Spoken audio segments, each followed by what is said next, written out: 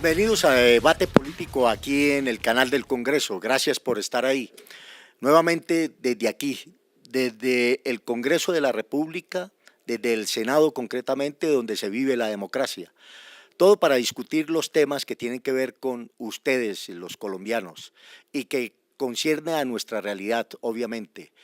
Esto para decirles que siempre nos acompañen, que estén ahí, porque se trata de que con debates políticos ustedes se enteren de su propia realidad y de lo que se viene en términos legislativos, por ejemplo. Hoy volvemos con el tema que anteriormente tratamos en el programa de debates políticos y es el acuerdo de paz. Inexorablemente es una realidad. Inexorablemente para bien del país se ha firmado el acuerdo de paz con la guerrilla más importante de Colombia después de 52 años de conflicto con las Fuerzas Armadas Revolucionarias de Colombia. El Congreso de la República ahora tiene una gran tarea. Además de refrendar el acuerdo, tiene que empezar a trabajar la implementación del mismo.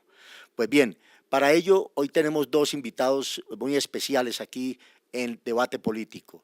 Se trata del senador Juan Manuel Galán del Partido Liberal, un hombre muy conocedor del tema y que tendrán ahora, como él, los 101 senadores restantes, la responsabilidad de sacar adelante este acuerdo de paz, porque realmente aquí empieza la paz. Y nos acompaña también Rodrigo Rojas, es el representante de Pax Holanda, una organización no gubernamental que ha estado muy vinculada a Colombia y a nuestra realidad.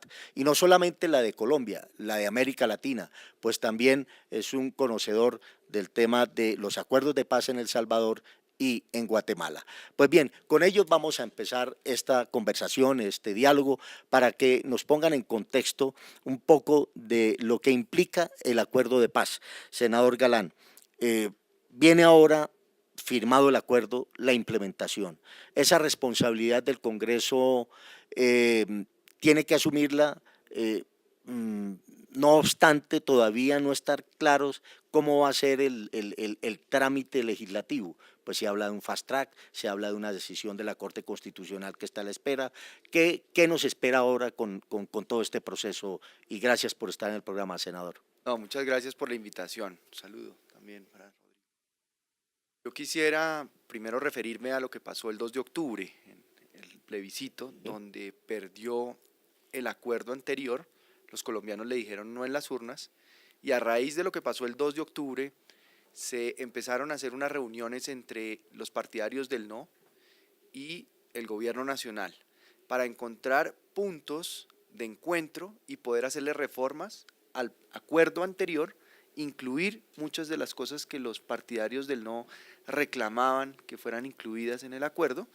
Y después de muchas horas, días de diálogos, de reuniones interminables entre los del no y el gobierno nacional, se llevaron unas propuestas por parte de los negociadores a La Habana a ser consideradas por la otra parte negociadora, pues que son las FARC. Las FARC aceptaron muchas de esas modificaciones que fueron incluidas en un nuevo acuerdo, que es el nuevo acuerdo que llega ahora al Congreso de la República para ser refrendado. Y uno de los temas que yo quisiera aclarar con esto es que este es un nuevo acuerdo, realmente tuvo cambios de fondo, reconociendo al sector del no fueron cambios efímeros, cosméticos o de maquillaje como algunos pretenden decir, y en ese nuevo acuerdo se acordó un nuevo mecanismo de refrendación, que ya no iba a ser el plebiscito que hacía parte del acuerdo anterior, sino que ahora va a ser el Congreso de la República. Eso lo acepta el gobierno nacional y lo aceptan las FARC, que sea el Congreso de la República el autorizado para refrendar los acuerdos que han negociado y que se están firmando. Sí, muy bien ese contexto y tiene toda la razón usted, senador. Esa posibilidad constitucional, ¿cierto? Posibilidad no, mejor dicho, esa autorización que tiene el Congreso para refrendar se la da la Constitución Política de Colombia. Aquí no se está cometiendo ningún exabrupto. Así es, pero además no solamente se la da la Constitución, no solamente se la da la Corte Constitucional, que muy probablemente en las sentencias que emita muy pronto va a legitimar todas las actuaciones del Congreso en este proceso, sino que además se la da el que se negoció un nuevo acuerdo, reconociendo muchos puntos que presentaron los partidarios del no y que fueron incluidos en ese nuevo acuerdo, y el pacto de refrendación en ese nuevo acuerdo fue llevar el acuerdo al Congreso de la República. Esta vez no llevarlo a plebiscito, sino llevarlo al Congreso de la República, sin descartar la posibilidad de que hacia el futuro pueda haber un nuevo plebiscito. Por ejemplo, cuando termine todo el proceso de implementación, que es la otra fase en donde vamos a incorporar dentro del ordenamiento jurídico a través de reformas constitucionales, leyes estatutarias, leyes ordinarias, los acuerdos en el ordenamiento jurídico colombiano. Sí, ese nuevo plebiscito lo podríamos asimilar al año 2018, que son elecciones, ¿no? Sí, Podría ser. allí, cuando los Sí. colombianos elijan un nuevo presidente, Sí. un nuevo Congreso, se va a reflejar Claro. la voluntad popular directamente en relación a lo que va a ser el año entrante, que va a ser todo el desarrollo y la aplicación de los acuerdos de paz. Muy bien. Rodrigo, usted que tiene experiencia en los temas de paz, y hablábamos de Centroamérica, caso Salvador, Guatemala, el caso colombiano ahora, en esta negociación, ¿qué similitudes encuentra usted entre estos tres procesos o estos dos procesos centroamericanos y el colombiano? Gracias, Jairo, por la amable invitación, senador Galán, un gusto. Bueno, hay un tema que hay una enorme similitud, y es que el acuerdo en Guatemala también se sometió a referendo y se perdió, pero allá sí se perdió por una cantidad desproporcionada, fue casi 66 al 34%. Y se dio básicamente por la falta de movilización de los sectores campesinos e indígenas en los campos. Acá hubo problemas con la movilización.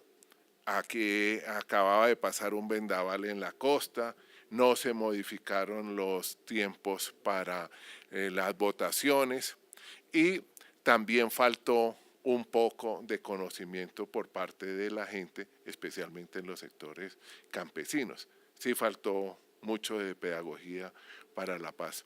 Ahora, frente a los temas, el acuerdo es un acuerdo muy completo, es un acuerdo muy diferente y trasciende mucho más los acuerdos de Guatemala y El Salvador, y son más exigentes.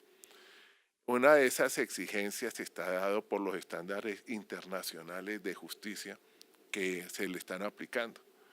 Los militares y los guerrilleros en Guatemala y en El Salvador no tuvieron que cumplir ningún tipo de penas ni ningún tipo de sanciones. Acá sí se le están aplicando esas sanciones. Eso modifica esto. Y segundo, la gran presencia internacional, la creación del Tribunal de Justicia Especial para la Paz. Es una jurisdicción mucho más completa y más exigente que las comisiones de la verdad en El Salvador y en Guatemala, y el juzgamiento de terceros responsables de civiles comprometidos en este hecho. Es un avance muy importante. Hubo en las modificaciones que se le hicieron a los acuerdos, salieron los jueces internacionales que se había dicho que era el 20%. Eso le dio una tranquilidad a la Corte Suprema de Justicia, a la Corte Constitucional, pero está ese tribunal y habrá un acompañamiento permanente mucho más a fondo que el que se ha tenido en El Salvador. Pero, Rodrigo, es interesante ese aporte que hace en la medida en que, digamos, el tema medular del acuerdo, de los acuerdos en La Habana y este nuevo acuerdo, porque hablemos del nuevo acuerdo, me parece que es preciso decirlo, como lo dice el senador Juan Manuel Galán, sigue siendo la discusión de la justicia transicional. Efectivamente hubo cambios, ¿cierto? No sé si tan sensibles como esperaban, pero cree, senador Galán, que efectivamente sí correspondieron a los que algunos sectores del no pretendieron que se les hicieran a los acuerdos. Yo creo que sí, Jairo, y lo que dice Rodrigo con la comparación con Guatemala es muy interesante. La Justicia Especial para la Paz va a tener unos magistrados que ya no van a tener integrantes extranjeros. Eso es una de las modificaciones que se hizo del acuerdo anterior al nuevo acuerdo. Antes se posibilitaba que tuvieran participación extranjeros como magistrados en la Justicia Especial para la Paz. Eso ya no va a ocurrir. Sin embargo, se mantiene el mecanismo de selección en relación a los postulantes. Uno va a ser postulado por la Organización de Universidades Públicas, otro por la Corte Suprema de Justicia, otro por el Tribunal de Derechos Humanos de la Unión Europea, otro por las Naciones Unidas y otro por el ICTJ, que es una ONG muy reconocida en relación con justicia transicional. Ahora, ese Tribunal para la Paz no solamente va a conocer los crímenes o delitos que hayan podido cometer miembros de las FARC, sino todos los actores del conflicto. Y en eso es integral, pero solamente sobre el conflicto. Y trata a todos los actores del conflicto. Lo mismo la Comisión de la Verdad, que es otra pieza fundamental de este, digamos, acuerdo. Allí sí va a poder miembros de la comunidad internacional participar como integrantes comisionados de la Comisión de la Verdad. Yo creo que eso también va a ser muy, muy interesante. Hay algunos temas que hay que resolver en cuanto a la relación de tiempo entre el avance de la justicia transicional y la elegibilidad política. Es decir, ¿qué va a pasar con miembros de las FARC que van a venir al Congreso de la República, por ejemplo, pero que van a ser procesados al mismo tiempo por la Justicia Especial para la Paz mientras se les dicta sentencia? ¿Qué va a pasar? ¿Van a estar con la libertad restringida mientras son procesados y eventualmente se emite sentencia sobre su situación jurídica? ¿Dónde van a estar mientras avanza su proceso y culmina? Que eso puede tardar 3 años, 4, 5 años. Esos temas y esos detalles son detalles que va a haber que definir muy bien para tranquilidad de la gente.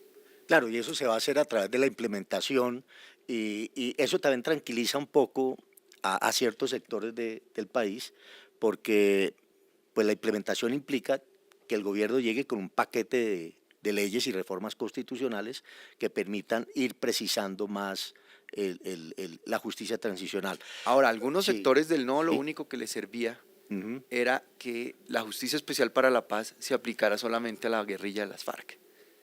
Y pues realmente eso pues era inviable porque ha habido otros actores del conflicto, inclusive actores estatales, paramilitares, Claro. y sus auxiliadores que deben pasar por la Justicia Especial para la Paz para de verdad tener un tribunal de justicia transicional que funcione. Lo curioso es que antes criticaban a la justicia transicional diciendo que esto era un acuerdo de impunidad para las FARC. Y ahora que ven que la Justicia Especial para la Paz va a funcionar y va a tratar todos los crímenes de todos los actores del conflicto, ahí sí no les gustó.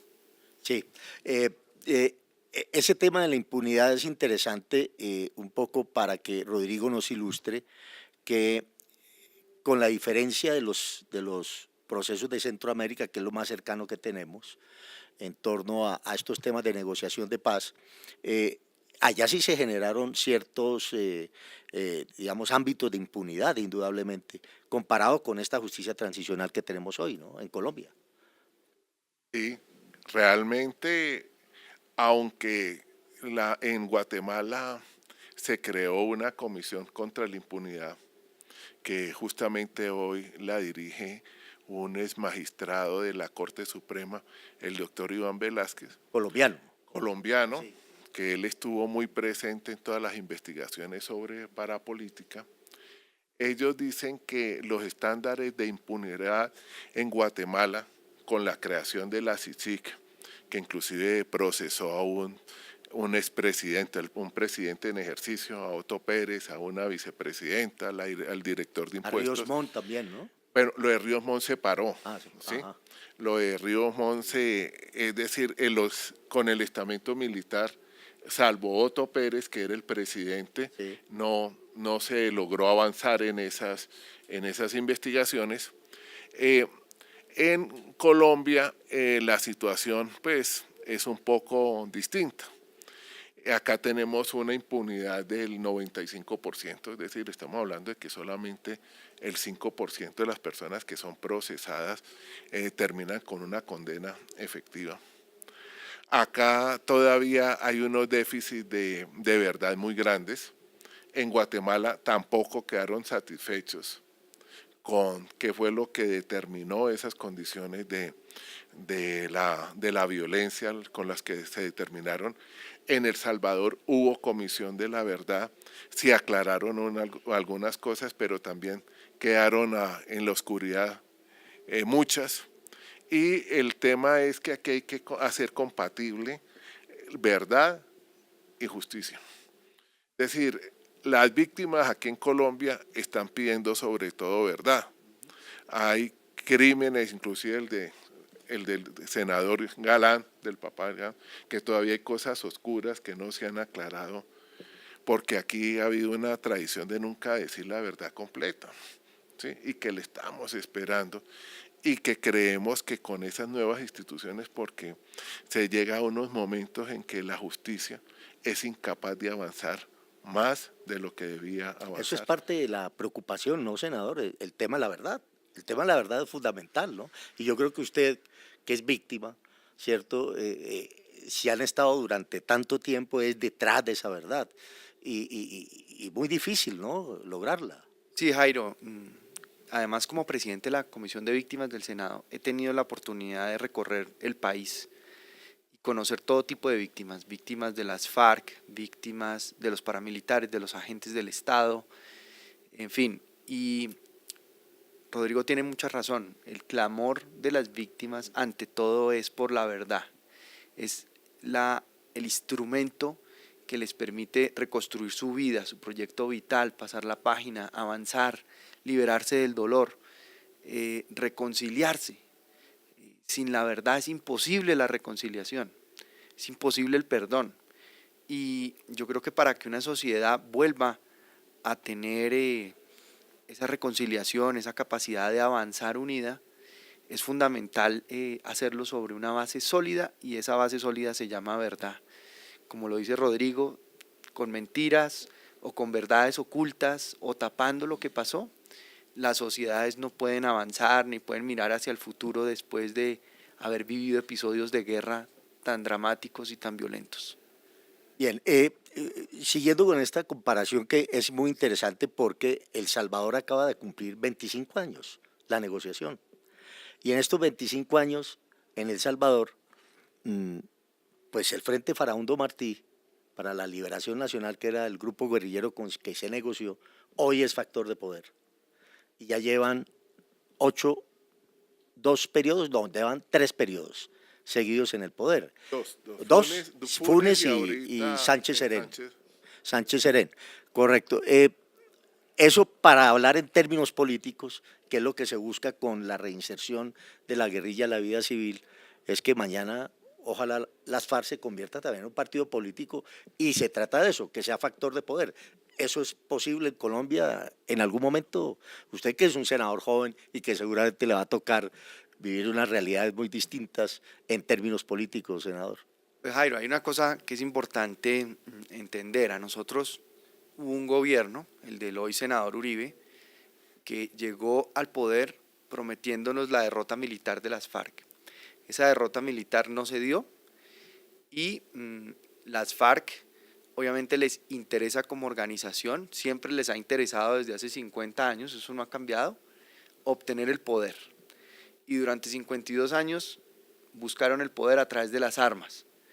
Y ahora lo van a buscar, lo van a seguir buscando por otros medios, que es el medio de las instituciones, el medio de la democracia, el medio de los votos. Entonces, está también en nosotros, las otras fuerzas políticas, las que siempre hemos estado en la institucionalidad y hemos creído en la institucionalidad y hemos hecho política sin armas, sino a través de las instituciones, demostrar que somos capaces de interpretar al pueblo colombiano en las necesidades que tiene, en los problemas que tiene, en las soluciones a las que aspira, mucho mejor que lo que le puede ofrecer este nuevo grupo político que va a aparecer en la escena nacional, ya sin armas, porque la esencia de una negociación política como la que estamos con las FARC es convertir al actor armado en un actor político. Entonces, si nosotros ponemos trabas, dificultades y obstáculos a esa transición entre actor armado y actor político, pues estamos poniéndole trabas y dificultades a la paz. Por eso hay que buscar, y el Congreso está cumpliendo su papel en ese sentido, facilitar los tiempos también de esa transición de actor armado a actor político y no tenerle miedo, que yo creo que es lo que algunos sectores de derecha y extrema derecha le tienen miedo acá en Colombia, a enfrentar a las FARC como partido político y no como grupo armado.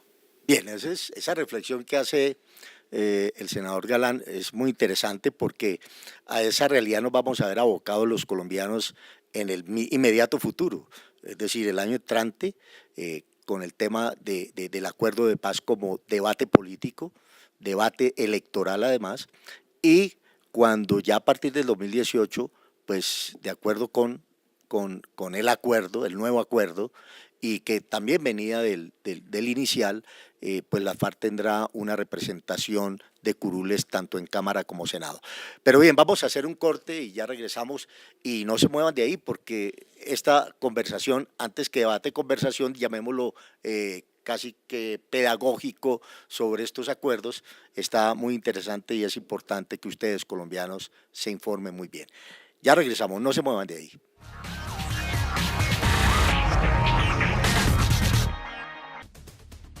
¿Sabe usted cómo está conformado el Congreso de la República?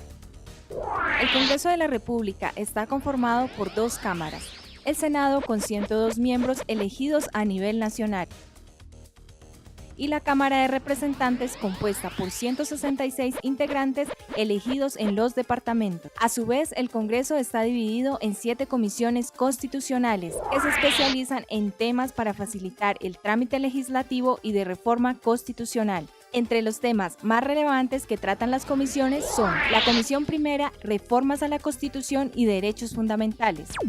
La Comisión Segunda trata temas internacionales y de seguridad nacional. La Comisión Tercera, Impuestos y Crédito Público. La Comisión Cuarta, Presupuesto. La Comisión Quinta, Temas Agrarios y de Medio Ambiente. La Comisión Sexta, Servicios Públicos, Educación y Cultura. Y la Comisión Séptima, Salud y Vivienda. Encuentra más información en nuestro portal web. Canal Congreso. Aquí vive la democracia.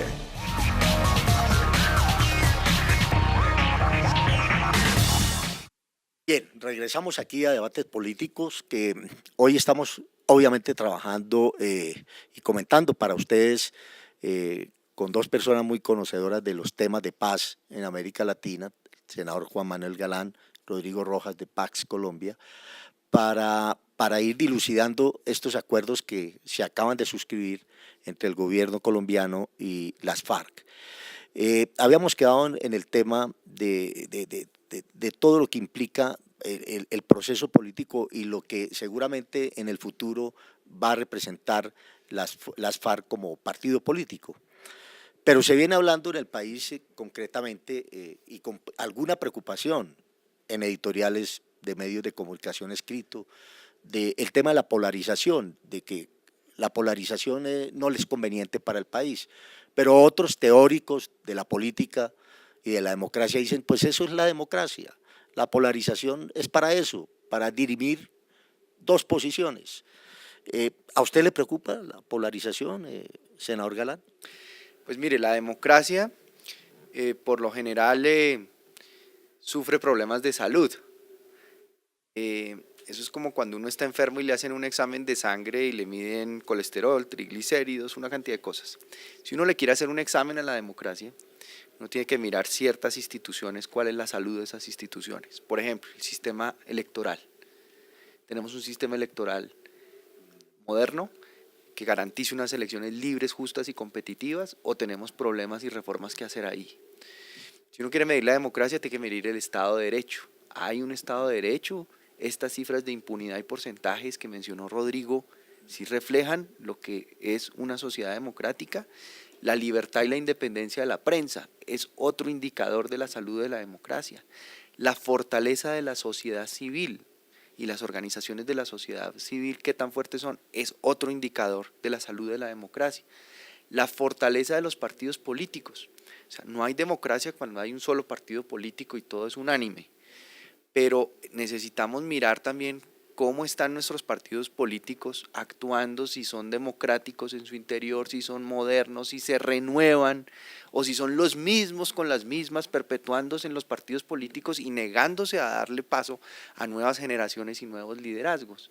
La relación entre los civiles y los militares, la separación de los poderes. Todo eso yo creo que hay que medirlo en nuestra democracia colombiana y avanzar en una agenda de reformas que nos permitan mejorar la salud. O sea, después de tener el diagnóstico del médico, Sí. tener el tratamiento adecuado para poder mejorar la salud y Señor. superar una enfermedad o superar una patología. Y efectivamente necesitamos de esa reingeniería, no hay nada que hacer, porque de todas maneras ese esquema, ese sistema electoral que tenemos y el estatuto de la oposición, por ejemplo, que es necesarísimo, Claro, que la está en la oposición, Constitución del eso 91, es pero otro indicador de la salud de la democracia, qué tan fuerte es la oposición, no solamente a nivel nacional, sino a nivel departamental, a nivel local y municipal. O sea, más del 90% de nuestros municipios son municipios de sexta categoría, donde las instituciones tienen mucha debilidad, no hay fiscales, no hay jueces, no hay presencia del Estado más allá de las fuerzas militares que hacen patrullajes. Eso también es un indicador de la mala salud que tiene nuestra democracia y de lo que hay que y ese trabajar. es un buen elemento, senador, porque digamos la tesis fundamental del Alto Comisionado para la Paz, en el momento que empezó a construirse el proceso de paz, él tiene una conferencia muy buena, excelente, donde habla de cómo la paz se tiene que construir desde los territorios, esos territorios olvidados, que ahí es donde se ha generado buena parte, está el germen del conflicto que hemos tenido. Entonces, esa parte es muy interesante, ¿no? Pensarlo muy desde ahí, desde una paz territorial. Sí, nosotros tenemos que hacer, Jairo, una integración entre el Estado, la nación y el territorio. Es decir, las instituciones del Estado representando a una población que se siente interpretada, que puede solucionar sus problemas desde esas instituciones que le ofrece el Estado, en un territorio en donde se desarrollan posibilidades de emprendimiento, donde hay infraestructura. O sea, si seguimos sin carreteras en muchas zonas apartadas de esos municipios de sexta categoría, es imposible el desarrollo, la seguridad, la comunicación, que los campesinos saquen sus productos, todo eso. Entonces, ese pensamiento del ordenamiento territorial junto con el Estado y la nación en una integración es fundamental para que también un territorio tan difícil y complicado como el colombiano, con 3 cordilleras que lo dividen permanentemente, lo podamos manejar.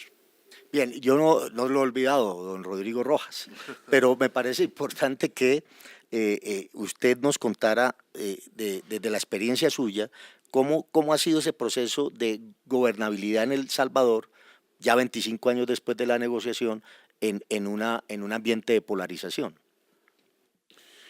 Sí, hay un hecho y es que quien hace los acuerdos es Cristiani. Cristiani era el partido Arena, que es algo así como similar al Centro Democrático. ¿Sí? Ellos llegaron a un momento donde también por la presión norteamericana, después de una ofensiva muy fuerte que casi se toma el Frente Farabundo Martí a San Salvador, dijeron, bueno, hay que negociar. Y esa negociación fue acompañada permanentemente por los Estados Unidos. Acá ha habido un acompañamiento de Estados Unidos, ha habido un acompañamiento de la Unión Europea, un acompañamiento de Alemania, de Cuba. Aquí ha habido un consenso muy importante internacional y yo creo que ese ha sido el elemento más fuerte que ha tenido el presidente Santos. No hay que desconocer que Santos tiene en estos momentos una popularidad muy baja, ¿sí? Pero tiene la coalición que maneja el Congreso y que le garantizaría la implementación de estos acuerdos. Y es decir, con esos dos factores, dijéramoslo así, hace que la fuerza de la oposición no sea tan grande. Además, Uribe es vocero de uno de los sectores del no, ¿sí? Es decir, el no es una fuerza homogénea. Uno lo ve cuando Uribe llegó a la primera reunión con Santos, llegó con 8 o 9 personas, llevaba pastores evangélicos, militares retirados, a Marta Lucía Ramírez, ¿sí?, que es un sector minoritario del Partido Conservador, y a Andrés Pastrana, pues que no representa en estos momentos ninguna fuerza política importante, salvo su nombre y el apellido. Entonces, uno no ve como una fuerza que sí puede hacer ruido, que sí puede generar dolores de cabeza, pero el mismo Uribe en el comunicado hablaba de 3.500 organizaciones criminales. Yo creo que él está confundido, deben ser que hay más o menos 3.500 miembros, ¿sí?, en estas organizaciones criminales, que hay unos que hablan entre 13 y 23, que son albacrines, que son los antiguos grupos o que llaman grupos neoparamilitares. Pero él también está preocupado por ese problema, porque fue un problema que él no dejó resuelto de la negociación pasada. La negociación que él hizo, La de Justicia y Paz, ¿no? la de Justicia y Paz, se movilizaron 34.000, es que es una cifra impresionante, pero él mismo reconoce que quedaron unos reductos y que eso no se ha resuelto. En eso hay sensatez por parte de él, es decir, se ve que si no hay unos consensos para garantizar la gobernabilidad, garantizar la justicia, como dice el senador Galán, donde en el 90% son de grado 6, hay municipios en el Meta donde el fiscal no puede salir del casco urbano o el juez no puede salir del marco de la plaza. Es decir, aquí hay una debilidad muy grande de la justicia y el consenso con Uribe y con estos sectores es para fortalecer la justicia para que opere. Es decir, todo el mundo, y ese es uno de los principios de lo que llaman el principio de democracia liberal, que es el que impera en Occidente en estos momentos, que dice que un ejecutivo puede ser débil, el legislativo puede que no funcione, pero lo que no puede dejar de funcionar es la justicia. La justicia es la base de la construcción de un Estado moderno y democrático. Entonces, yo sí haría un llamado frente a ese tema, que lo que hay es que fortalecer la justicia, y si se creó la Jurisdicción Especial para la Paz es porque se necesitaba complementar lo que ya existía. Sí, correcto. Digamos, como haciendo tránsito a un tema también que ha sido parte de la crítica de algunos sectores del no, tiene que ver con el asunto de la sustitución de cultivos y el narcotráfico. Primero, esa conexidad política, pues en medio de este conflicto donde el tema del narcotráfico ha sido transversal a la realidad colombiana, que ha permeado todos los sectores de este país, todos, porque yo creo que no hay uno que no haya sido tocado por el narcotráfico. Era necesario que en medio de la negociación se diera esa conexidad de lo político con el narcotráfico, senador Galán. Sí, yo creo que ahí lo que hay que entender muy bien es que no se va a aplicar un estándar general para decir, no, es que todo el narcotráfico tiene que ver con la conexidad política, o todo lo que hicieron las FARC tiene conexidad en relación al narcotráfico. Aquí se van a aplicar los siguientes criterios. El primero, se va a aplicar la jurisprudencia de la Corte Suprema de Justicia en la materia. Es decir, la Justicia Especial para la Paz, una de sus guías va a ser la jurisprudencia de la Corte Suprema de Justicia en la materia. Eso lo reconoció y lo aceptó las FARC. En segundo lugar, se va a tratar la conexidad del narcotráfico como delito político en relación con la organización, no individualmente. Es decir, un guerrillero no puede salir a, digamos, reclamar en su caso personal una conexidad de un delito que haya cometido en relación con el narcotráfico, con el delito político, si eso no está dentro del marco de la organización de las FARC. Eso es muy importante. Y por otro lado, pues los jueces y los magistrados, caso a caso, van a mirar si en realidad existe esa conexidad o no. Yo creo que esos 3 criterios son garantía de que este tema no se va a tratar así deportivamente como algunos insinúan, de que todos los narcotraficantes van a ser amnistiados y considerados como delincuentes políticos, sino que hay una serie de criterios que se van a aplicar y los magistrados van a mirar caso por caso. Exacto, esa es mi pregunta siguiente. ¿Qué tan eficaz puede ser eso? Que se coja caso por caso para resolver el tema de esa conexidad. Pues ese es uno de los criterios que se ha definido que pues yo creo que de todas maneras hay que mirarlo. También en el caso que usted mencionaba, Jairo, al principio del programa, en relación con la cadena de mando, en el caso de los militares. Tampoco se trata de aplicar un estándar general de que se excluye totalmente al mando de entrada de cualquier responsabilidad de un subalterno, no. Caso por caso también los magistrados tienen que mirar en qué condiciones se dieron los delitos, cómo fue que ocurrieron los hechos, en fin, una cantidad de variables que hay que mirar en caso a caso. No se puede establecer un estándar generalizado para aplicarlo de alguna manera. Otra cosa es, por ejemplo, los indultables en relación a guerrilleros que estén presos por rebelión, ¿sí? Entonces, rebelión sí se trata de manera generalizada y todos los que estén condenados por rebelión, que van a ser indultados, pues salen de la cárcel. Pero en estos otros casos sí hay que mirar un poco caso a caso, con unos criterios, poder saber las circunstancias que llevaron a una persona a cometer un delito y si entra dentro de los beneficios o no. Un poco aclara usted, senador, la preocupación de los altos mandos militares con el tema de la responsabilidad de mando.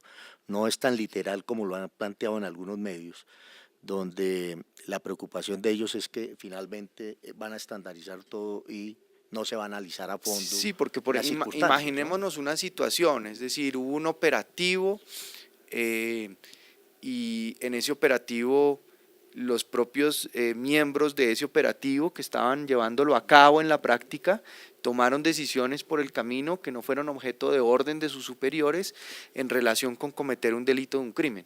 Eso podría ser un caso que excluiría el mando, pero hay otros casos en donde, por ejemplo, el mando haya dado unas instrucciones directas, unas órdenes en relación con cometer unos abusos, unos excesos, en donde, claro, el mando tiene que responder en ese caso. Es que no se puede generalizar o aplicar estándares o fórmulas generales para todos los casos, porque cada caso tiene sus circunstancias de modo, de tiempo, de lugar, de cosas que hay que tratar de una manera distinta y que no se pueden generalizar. claro, de una manera quirúrgica, como dirían. Rodrigo, pero, en ese caso de estos dos ejemplos que tenemos de Guatemala y El Salvador, el tema de los militares, ¿cómo se manejó? ¿Cómo quedó ahí esos acuerdos? Como le decía Jairo, los militares no fueron procesados, es decir, Sí. no hubo ningún tipo de, inclusive la presentación en las comisiones de la verdad fueron voluntarios y fueron muy pocos los militares que se presentaron y ninguno del sector empresarial. No hubo uno solo. Es decir, acá un poco el tema es que la Justicia Especial para la Paz sí hace que estos empresarios, en estos momentos se está hablando más o menos en la Fiscalía de unos 13.400 casos, ¿sí?, del sector empresarial, del sector privado que estaban siendo investigados. El caso allá no hubo ningún tipo de presentación, pero usted ha tocado el tema importante de los cocaleros. Una vez, bueno, yo fui varias veces a la cárcel y les decía a algunos, oiga, ¿cuántos son los presos de la FARC? Y entonces me hablaban de una cifra que iba entre los 3.000 y los 9.000. Yo, no, pero un rango estadístico, no, ¿cómo es presentable eso? Dijo, no, porque es que hay mucha gente que son raspachines, ¿sí?, que son pequeños cocaleros, que estaban en zonas de control de las FARC, y entonces ellos no saben al fin qué son. Entonces, el tema de la conexidad entre el delito político y el narcotráfico toma mucha fuerza y mucha evidencia justamente entre los más pobres. entre toda esta gente, ¿sí?, que no se sabe en estos momentos cuántos son los procesados por ley 30.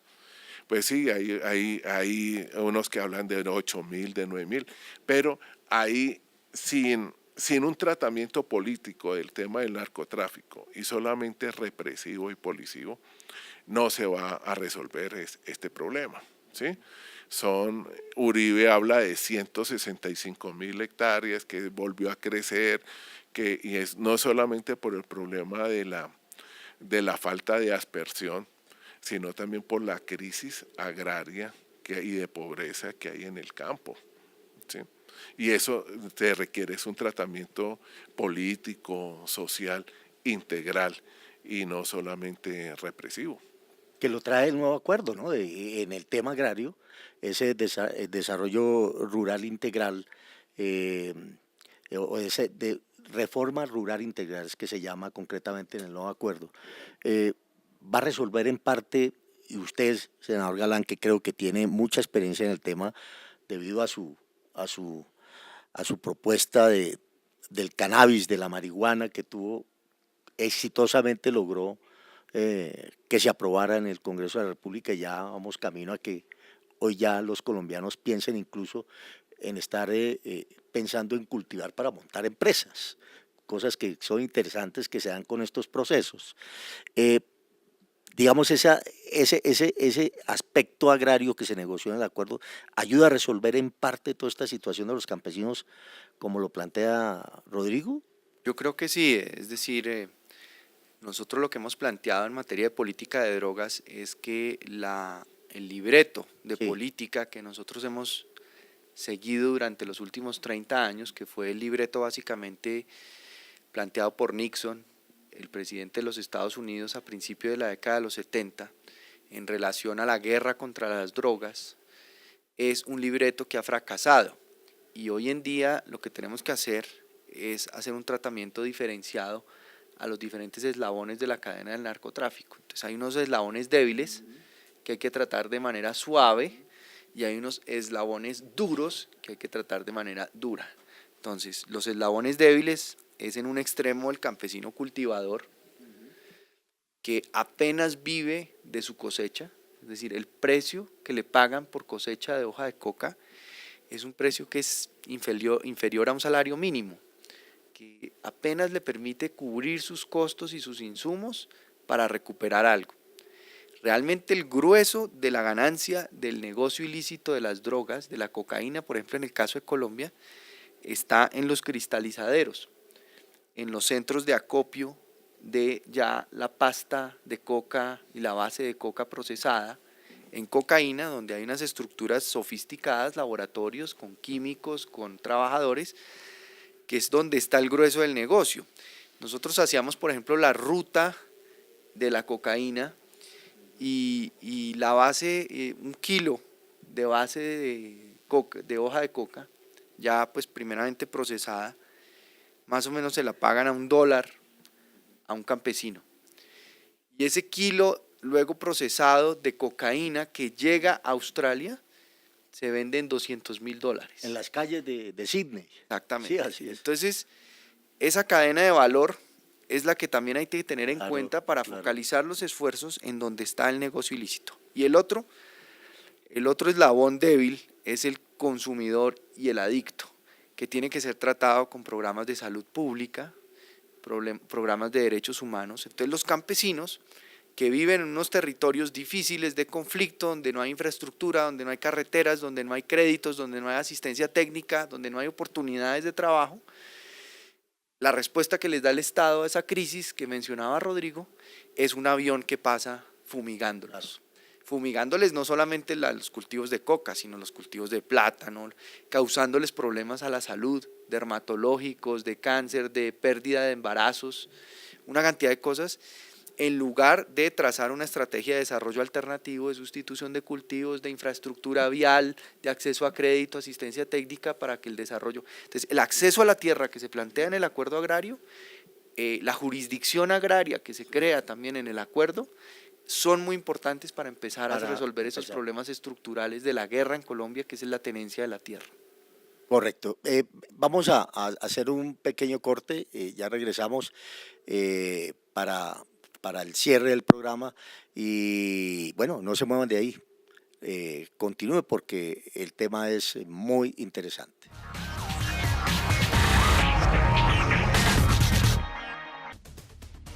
¿Sabe usted cómo está conformado el Congreso de la República?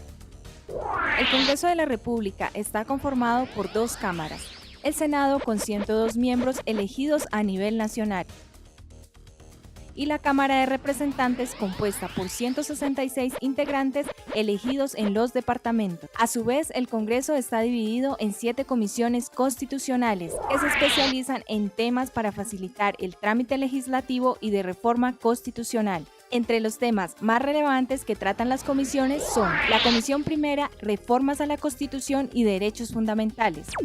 La Comisión Segunda trata temas internacionales y de seguridad nacional. La Comisión Tercera, Impuestos y Crédito Público. La Comisión Cuarta, Presupuesto. La Comisión Quinta, Temas Agrarios y de Medio Ambiente.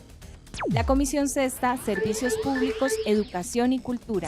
Y la Comisión Séptima, Salud y Vivienda. Encuentra más información en nuestro portal web.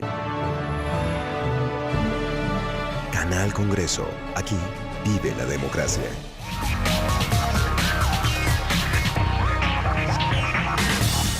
Bueno, definitivamente hablar del acuerdo de paz que se acaba de suscribir entre gobierno y guerrilla de las FARC, pues es prácticamente hablar de la realidad del Estado colombiano. Está todo condensado en ese acuerdo, obviamente además de nuestra Constitución del año 91, que a mí me sorprende una cosa, senador Galán, que es que hablan del bloque de constitucionalidad y todas estas cosas en el acuerdo, pero yo tengo un punto crítico que tiene que ver con que de los 283 artículos que tiene la Constitución del 91, de estos 200 artículos no han sido tocados y están en el bloque de constitucionalidad. Entonces, ¿cuál es el mito ahí con el tema de esto que sucede en la realidad comparado con lo que hay en los acuerdos en temas constitucionales? Bueno, para la técnica, digamos, jurídica y eso, el bloque de constitucionalidad en estricto sentido tiene que ver con acuerdos en relación con derechos humanos que los países suscriben y ratifican, que entran a ser parte de, o sea, adquieren rango constitucional. A eso es lo que se le llama bloque de constitucionalidad. En el caso de estos acuerdos, como usted muy bien lo dice, Jairo, se le vendió a la gente una idea falsa en relación a que esto iba a ser una sustitución de la Constitución. Es decir, ese nuevo acuerdo de paz iba a reemplazar a la Constitución que nos ha regido desde el año 91, lo cual es falso. Lo que se pretendía hacer era darle seguridad jurídica y seguridad política a los acuerdos para que no llegue cualquier gobierno X o Y y empiece a revisar todo lo que se acordó y a echarlo para atrás. Entonces, básicamente creo que la fórmula que se va a adoptar es un parágrafo transitorio en la Constitución en relación con los acuerdos de paz para que haya certeza y haya seguridad de que estos acuerdos se van a respetar y se van a honrar, venga el gobierno que venga en el futuro. Claro, porque se corre el riesgo de que finalmente, pues, lo confieso, en uno de los debates que hicimos aquí decía, o el senador Rangel, miembro del Centro Democrático, nosotros somos factor de poder en el 2018 y vamos a reversar las cosas que no nos gustan del acuerdo. Y eso sería gravísimo. Gravísimo, ¿no? Eso sería gravísimo, porque entonces le damos la razón a la guerrilla de las FARC en relación a que el Estado no les cumple, claro. Que el Estado no les da las garantías para que se dé un proceso de paz, y pues eso no puede ser, porque uno ve que realmente se han sometido a muchos temas que combatieron con las armas, Sí, del sistema correcto. institucional, del sistema. Por ejemplo, acogieron la regla fiscal. Claro. Las FARC reconocen la regla fiscal. Ese es Además, un tema. la misma Constitución, ¿no? Exacto, Sí. esos son temas, y la Corte Constitucional Claro, y el Congreso claro, lo están aceptando, claro. porque están aceptando que la refrendación de los acuerdos Exactamente. vaya al Congreso de la Claro. República. Entonces, cuando uno tiene ese tipo de cosas por parte de una de las partes negociadoras, pues también el Estado lo mínimo que puede hacer es dar garantías de lo que se pactó se cumpla y se lleve a la Bien, práctica. estamos redondeando ya el programa porque vamos camino a terminar, pero Rodrigo, el tema de género que usted lo revisó en este nuevo acuerdo, realmente sí hubo modificaciones importantes, ¿no? Sí, sí hubo modificaciones importantes y yo creo que lo que se dijo era que lo que se había ganado en temas de reconocimientos de los temas de género se iban a respetar, pero tampoco hay unas transformaciones, es decir, se ha dicho que hay en una campaña sucia, ¿sí? Que hay obligatoriedad en la escogencia del sexo, en la parte educativa, eso no está en los acuerdos de paz. Y lo están, como le digo, manipulando a la gente, especialmente a Bien, las lo sectores. que hay que hacer ahí es una campaña de pedagogía muy importante en el tema. Pero ya para redondear el programa, y no lo quiero dejar que usted se vaya, senador Galán, sin darme una opinión sobre la elección del nuevo presidente de los Estados Unidos, el señor Donald Trump. Es más, hablan de que líderes republicanos muy cercanos a un sector político en nuestro país, que son concretamente la Florida, pues ya están como que con la idea de que el señor Trump tendría que revisar estos acuerdos y digamos, se echaría para atrás ese aporte y ese apoyo que Washington le dio a este proceso de paz que hemos construido durante tantos años. ¿Usted qué opinión tiene sobre el tema? ¿Qué perspectivas le ve a eso? Pues volviendo un poco a lo que hablábamos de la salud de la Sí. democracia, yo creo que un indicador fundamental de la salud de la democracia es cuando las instituciones son a prueba de personas o son impersonales. Y una de las grandes, las cosas admirables del sistema político institucional que tienen los Estados Unidos es eso, que han sido instituciones que se han preservado, que se han mantenido a pesar de las personas que pasan por ellas. En Colombia nosotros tenemos tendencia a creer que no son las instituciones, las personas al servicio de las instituciones, sino las instituciones al servicio de las personas. Entonces, creemos que la llegada de un presidente cambia absolutamente todo.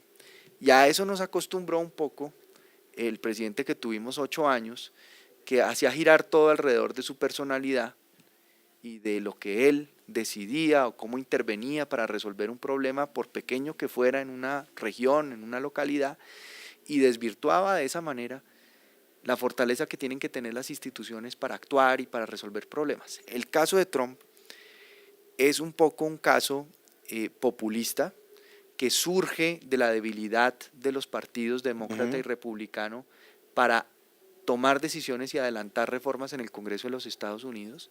Es un fenómeno también de desafección, de frustración política de la clase media norteamericana que no ha encontrado un intérprete, y es una clase media que ha perdido poder adquisitivo, que ha perdido oportunidades de ascenso social, que se siente mal y que siente que Washington no responde a su realidad ni está sintonizada con su realidad. Por eso estados como Wisconsin, que durante más de 20 años habían votado demócrata, pues se voltearon y votaron por Trump, un republicano. La señora Clinton daba por hecho que esos estados iban a votar automáticamente por ella y que no había ni que ir en la campaña, y nunca fue una sola vez a visitar esos estados, y esos estados dieron la vuelta de Los estados óxidos, como le demócrata. llaman, ¿no? Exactamente, Sí. exactamente. Ujú. Entonces, esa es una gran lección para todas las clases políticas y partidos de la región, de que tenemos que tener en cuenta ese clamor de nuestra clase media. Acá en Colombia hay una clase media que en los últimos años se ha expandido muchísimo, que ha adquirido oportunidades de ascenso, de poder adquisitivo, que en este momento corre peligro de perderlos. Por eso el momento es tan complicado y peligroso para que pudiera surgir un candidato populista que sea peor pues para los males que tenemos en Colombia que para el beneficio de las instituciones democráticas. Sí, bien decía a propósito de eso un expresidente que fue muy cercano a su padre, al doctor Luis Carlos Galán Sarmiento, el expresidente Carlos Lleras Restrepo, en la famosa revista Nueva Frontera algún día escribió diciendo que Colombia tenía que tratar de preservar la clase media porque el día el día que se olvidara de la clase media, esa clase media iba camino a proletarizarse, y eso sería grave para la democracia. Y en eso sí tiene toda la razón. Muy breve, Rodrigo, porque nos vamos. En el tema de Trump, es decir, el Departamento de Estado, que es el que maneja las relaciones exteriores en los Estados Unidos, ya tiene unas políticas de mediano, de largo plazo, y los cambios no son tan inmediatos. Claro. ¿Sí? Ellos tienen un departamento de derechos humanos y relaciones laborales que tienen definidos ya unos presupuestos, unos programas, y los cambios no se van a dar con la llegada de Trump, van a ser progresivos. Muy bien, Rodrigo. Bien, buen aporte ese al final, y bueno, esperamos haberles cumplido a ustedes con este debate político, que no fue tanto un debate político como más bien una tarea de entender a fondo estos acuerdos de paz que empezamos ya a gozar los colombianos y que esperemos nos traigan muchos años de reconciliación y de paz. También hacemos votos porque el proceso de paz con el Ejército de Liberación Nacional redunde también en esta posibilidad. Así que muchas gracias a ustedes, queridos televidentes, los esperamos en un nuevo debate político. Por favor, cúmplanos, que nosotros también les vamos a cumplir a ustedes.